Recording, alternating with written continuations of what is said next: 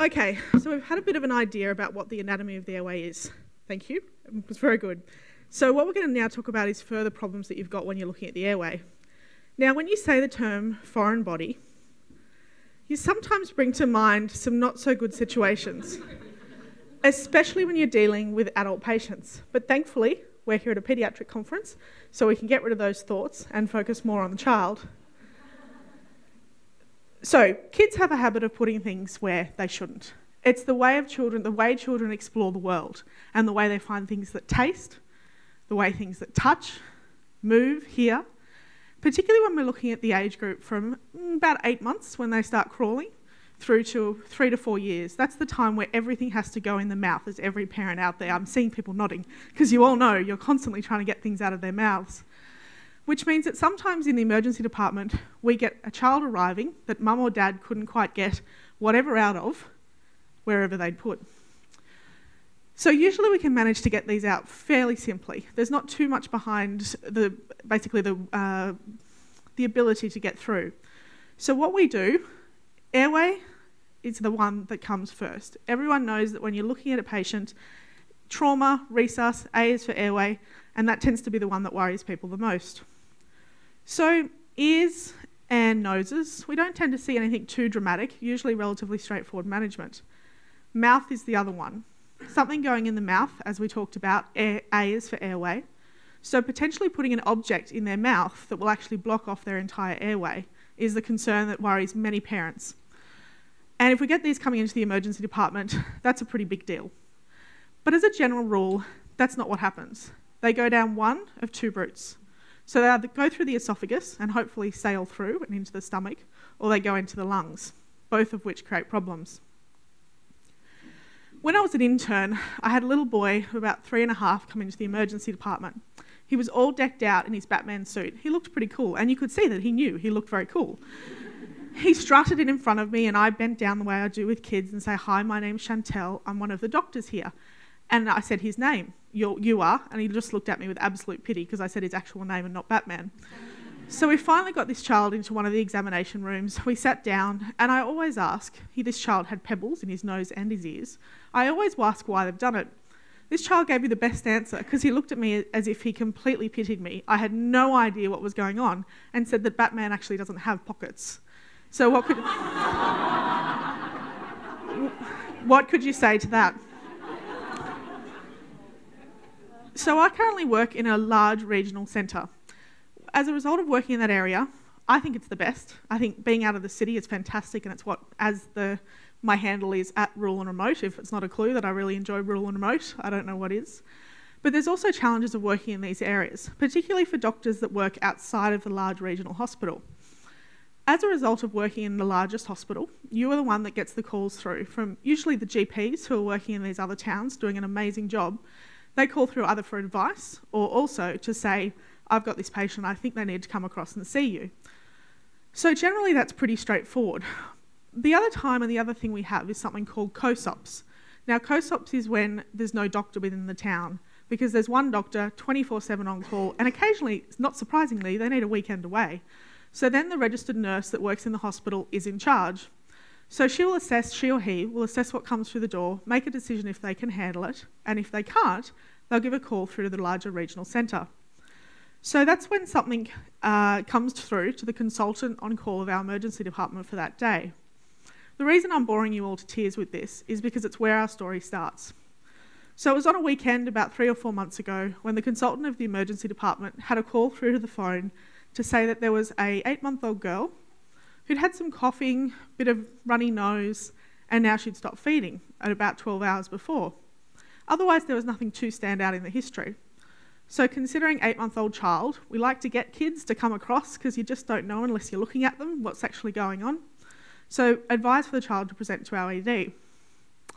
The hospital where they were is about 100 kilometres from us, so it wasn't particularly urgent. We're happy for mum to bring the child across, which she did. I happened to be working in the acute section of the hospital that day, and I remember looking up as this child came through the door. And you can get a lot to know you can learn a lot from looking at a child, or for any patient for that matter. And this little girl looked miserable. She was about 8 months of age. She was still interacting with her environment. She was looking at everybody. She was smiling at a few different things her mum was doing. But generally she was quite clingy and didn't want to be put down. I also saw that her nose was running like nothing else. As I was watching, she also had a couple of little coughs as well. So I went over and had a chat to Mum. She told me the story of a term baby, immunisations up to date, no pre or postnatal complications, no known medical history, and no regular medications. And then we got down to what we were really there for. The child had become unwell about 3 days earlier, initially with a bit of a cough and a runny nose, then became a little bit more irritable, and was generally obviously not acting as her normal self. The real key was when Mum said that she'd stopped feeding at about midnight the night before, and it was 2 o'clock in the afternoon when this child arrived, so that's a pretty decent amount of time without intake. So we continued to talk, and that's when Mum mentioned the one thing that completely changed the course of this consultation. She said that overnight she'd sat up with her daughter because she'd been coughing and she'd choked a couple of times, like she couldn't breathe properly. So I started to explore this a little bit further. Now, with this child, from the time I looked at her, I was thinking day 3 bronch. The hospital is overflowing with day 3 bronchs at the moment, and it looked like a classical presentation. But as we continued talking about the choking episodes, I kind of said, when was the first one? Do you know when the first episode was noticed? And she said, oh, look, actually, yeah, it was when she was on the floor playing with her older sisters. So then I started to think, oh, there could be something. And I said, is there any way she could have got a hold of something that belongs to her sisters that is small enough for her to swallow? Of course, Mum said, yeah, look, there is. So at that stage, although we don't usually obviously do a chest x-ray on day 3 bronchs, I was a little bit concerned about a foreign body. So I put in the x-ray form, and I can still remember writing, likely day 3 bronch, foreign body for exclusion. The child went round, had the x-ray done, and as they were coming back, the radiographer yelled over his shoulder, quite casually, that that child's got something in its throat. So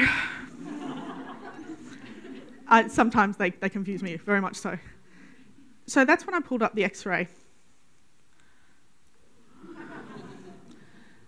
So at that stage, I was quietly thanking the gods of Radiopedia, because that's how I knew that a double ring shadow meant that this was a button battery.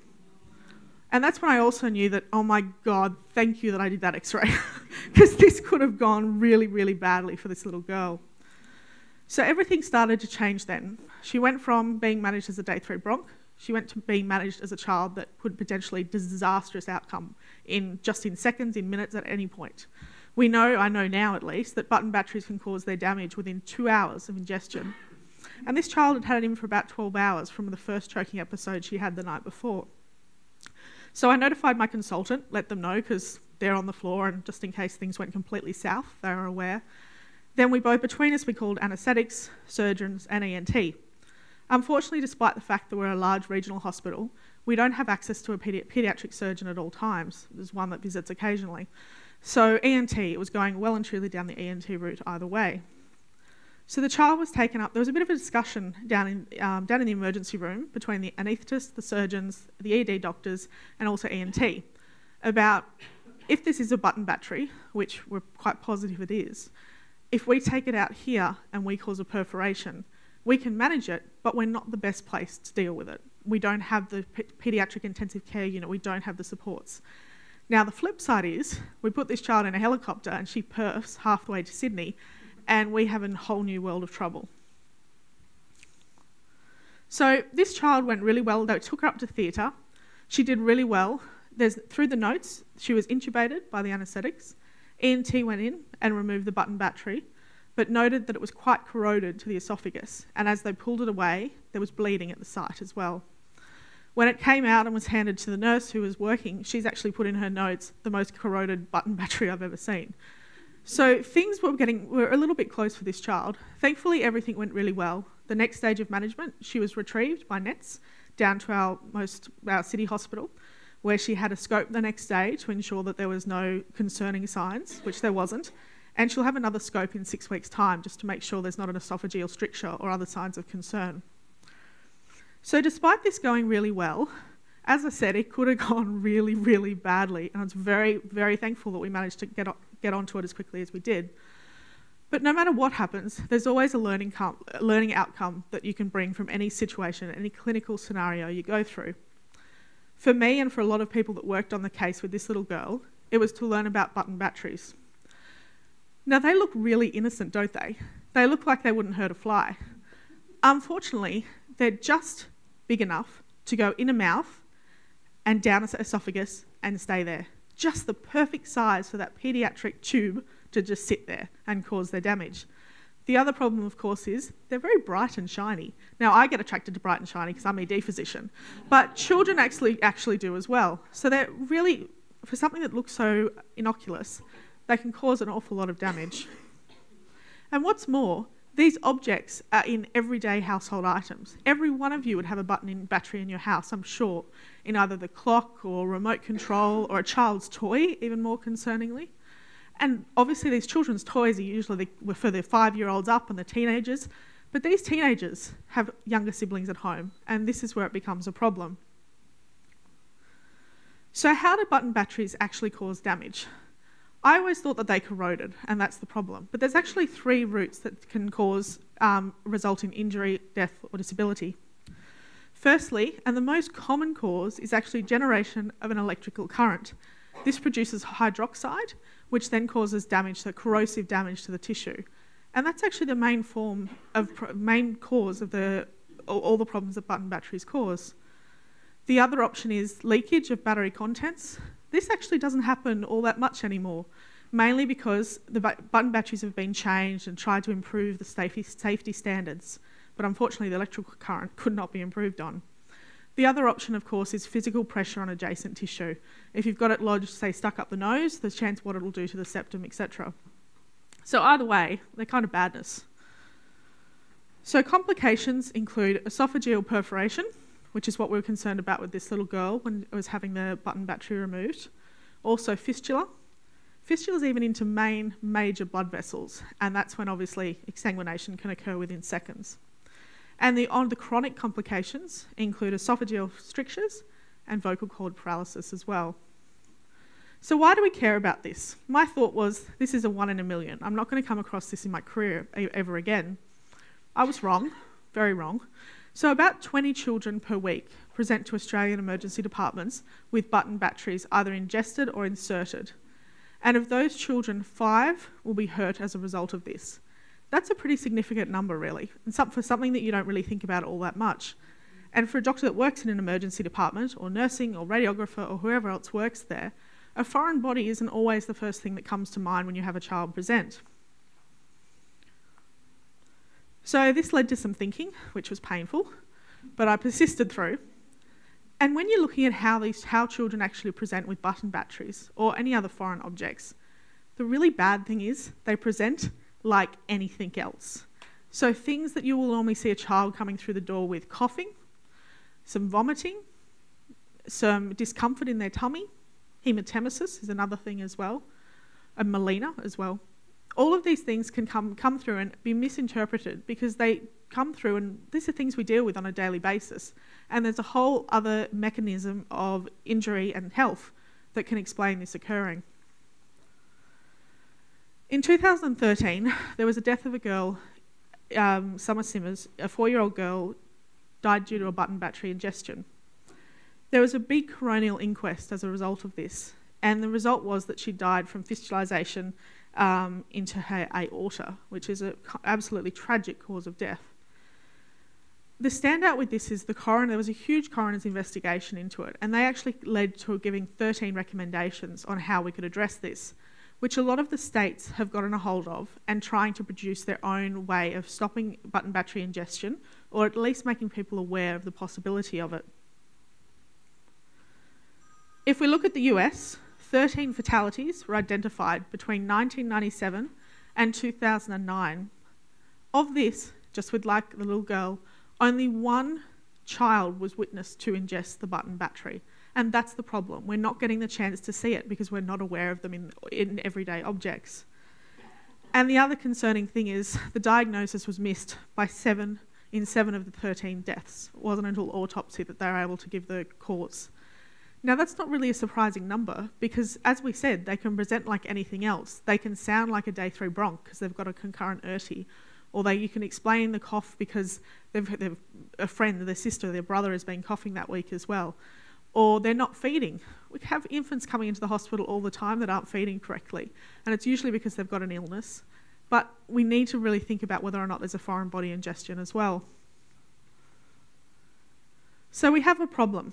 We have this fairly innocuous looking button battery that can cause a world of damage, and we don't really have a whole lot of ways to identify when it's occurred. So this is where preventative medicine becomes a really big issue. So the ACCC and Territory Fair Trading developed a national strategy for improving the safety of button batteries. This strategy was designed, as it says, to improve the safety and also to make people aware.